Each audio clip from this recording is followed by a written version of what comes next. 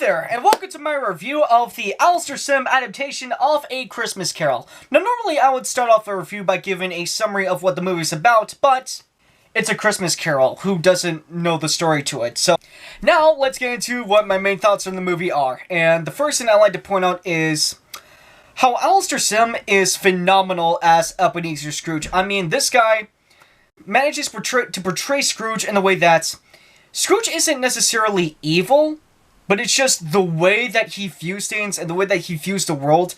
It's just how he's become used to it. So, for example, at the start of the movie where the two guys come in and say, hey, listen, can you possibly donate some money to some local charities that we're trying to help out? Scrooge is basically like, listen, I donate my money to the services that are supposed to help them, so please do me a favor and go away, you know? And he doesn't say it in, like, some mean way, or, you know, he's not raising his voice like you would see in other adaptations, but he just says it in a casual way, which goes back to, you know, again, it's just the way that he's become used to the world. And another thing I think this movie does great with is that this is one of the few movies that I've ever watched that manages to perfectly balance from being extremely happy and sentimental to just being very tragic and serious. And what I mean by that is specifically the parts where Scrooge goes back in time and we see him as a young man. You know, we see him with the love of his with the love of his life and his sister. You know, we see him at the Fishing Wing party, and, you know, especially when we look at Scrooge as an old man, looking at the party, he has, like, this giant grin on his face, just reverting back to being a little kid. Like, it's amazing. The way that Face and Wink was like, you know, Face and Wink was like, oh, it's no big problem, it's just a little bit of cash to help my workers out, to have a little bit of fun, what's the harm in that? And then Scrooge says that out loud, and then he realizes, oh crap, I've really screwed up with the way I've treated Bob Cratchit, I need to make things right with him.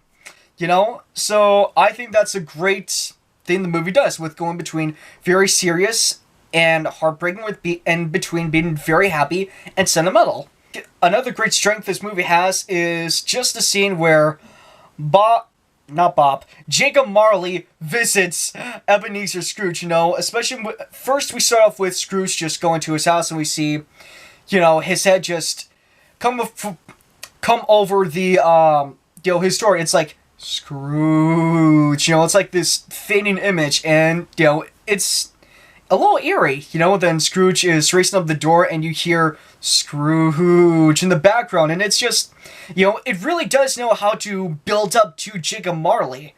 And I'd easily say that it's one of the best parts of the movie, because especially the guy that plays Jacob Marley does a great job, because he's just telling him, listen, I screwed up, I'm trying to save you, listen to what I have to say. You know, and before Jacob Marley goes, we see how the other people that are like Jacob Marley, there's this homeless woman and her child, and these poor ghosts are trying to help her, but they can't. They're just throwing their arms at her, and it's just like, oh my god, you know, like, it is a very messed up scene, and I love it for that, you know?